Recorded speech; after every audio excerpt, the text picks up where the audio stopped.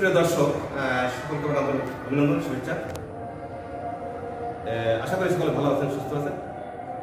তো আমি যে গাছ নিয়ে আমি যে কাজ করি বা গাছের সঙ্গে আমার একটা সম্পর্ক, বিভিন্ন গাছ আমি রোপণ করি, গাছ পরিচর্যা করি।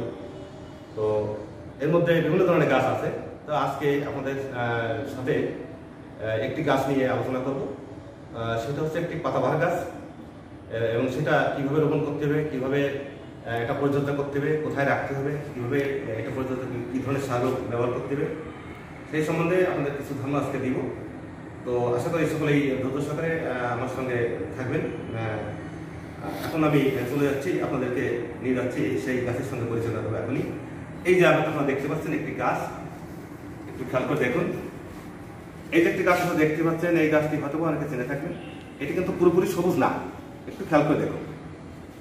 গাছের পাতা সবুজ, পুরোপুরি সবুজ বলা যাবে না।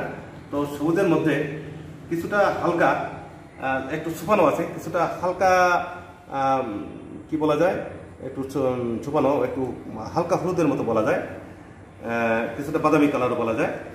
তো এইখানে যে গাছগুলো আপনারা দেখছেন, এটা কিন্তু একটি পাতাবাহার গাছ।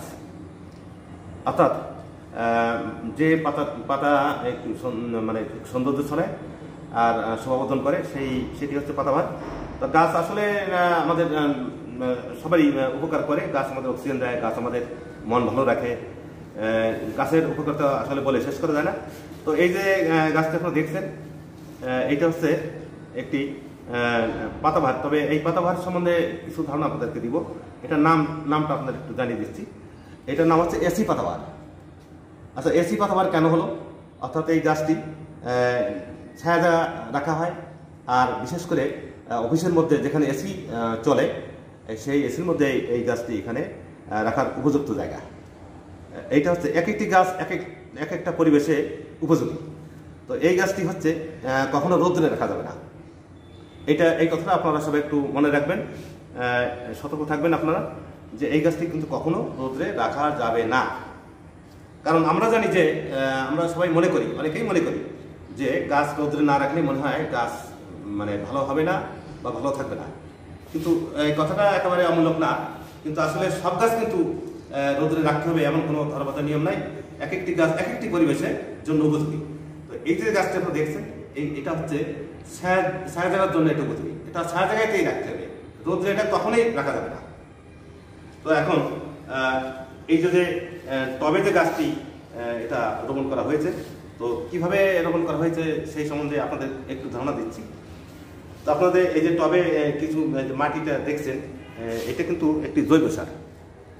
এই যে জৈব সার, এটা হচ্ছে গোবর সার। অর্থাৎ গোবর সার প্রায় 2 বছর এই সারটি মানে এক জায়গায় রেখে, গর্তে রেখে, এটা পচনশীল যখন হয়েছে তখন কিন্তু এটা দেওয়া হয়েছে। সাথে আরও 3-4 প্রকারের সার এখানে মিশ্রিত আছে।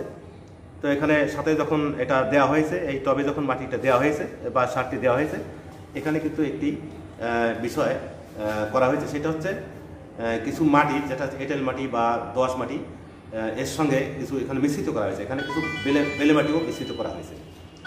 তো এখানে এই যে মাটি মিশ্রিত করার সময় একটা বিষয় আমাদের খেয়াল রাখতে হবে। মাটি দেওয়ার সময় যে টবে যে অর্থাৎ এই যে প্যাকেটে যে গাছটি ছিল এখানে, সেই প্যাকেটটি ধারালো একটি ব্লেড দিয়ে এই খুব সাবধানে মাটিটা যাতে ঝরে না যায় সেটা ফেলে দিয়ে পরে আমরা এখানে আমি নিজ হাতে এই গাছটি রোপণ করেছি। এটা টবে বসানো হয়েছে। তবে এই যে লেভেলে মাটিটা ছিল টবে প্যাকেটে, সেই লেভেলেই কিন্তু এই মাটিটা এখানে রাখা হয়েছে। আর এখানে মাঝে মাঝে একটু পানি সামান্য দিতে হয়। এটা খুব বেশি দিতে হয় এরকম না, তাও খুব কম দিতে হয়। মানে এটা প্রায় দেওয়া লাগে না বললেই চলে। অন্তত 5-7 দিন পর একদিন একটু সামান্য দিতে হবে, বা না দিলে চলবে, মাসে 1 দিন দিলে তাতেও চলবে। তো এটা একটি ব্যতিক্রমধর্মী গাছ, আপনারা জেনে রাখুন। যে গাছটি কিন্তু ছায়াযুক্ত স্থানে রাখতে হবে, এটা কিন্তু আমি পূর্বেই বলেছি। তো বন্ধুরা, আমার সঙ্গে যেখান থেকে ভিডিওটি দেখেছেন, অবশ্যই আশা করি সকলে দ্রুত সহকারে দেখেছেন, অবশ্যই আশা করি সকলেই ভালো লাগবে। তবে একটা বিষয় খেয়াল রাখেন, এই যে গাছটি দেখছেন, আরেকটা মজার বিষয় আপনাদের একটু জানিয়ে রাখি। এই গাছের গোড়া থেকে দেখুন এখান থেকে অনেক ফুট বা কচি চারা, ছোট ছোট চারা বেরিয়েছে। এটা কিন্তু অনেকটা কলা গাছের গোড়া দিয়ে যেমন ফুট বেরিয়ে চারা হয়, নতুন চারা হয়, এখান থেকে কিন্তু আরও অসংখ্য ফুট বা চারা বের হয়, যে ফুটগুলো আপনারা আলাদা করে আলাদা টবে বা আলাদা মাটিতে রোপণ করেন, তাতে কিন্তু এটা অনেক বিস্তার লাভ করবে। তাহলে এটা একটা বিষয়। আপনারা কিন্তু এইভাবে এই গাছ বেশি করে আরও বানাতে পারেন, বেশি করে ছড়িয়ে দিতে পারেন, আরও আপনার বন্ধুবান্ধবদের এই গাছগুলো উপহার দিতে পারেন। তো আমি আপনাদেরকে বলবো, এভাবে আপনারা যদি গাছ বানান তাহলে এটা বানানো সম্ভব।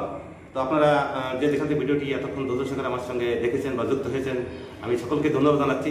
সবাই ভালো থাকবেন, সুস্থ থাকবেন। দেখা হবে কোনো এক নতুন ভিডিওতে। আর এই ভিডিওটি যদি আপনাদের ভালো লেগে থাকে তাহলে অবশ্যই একটি সাবস্ক্রাইব করবেন। আবার দেখা হবে। ধন্যবাদ সবাই।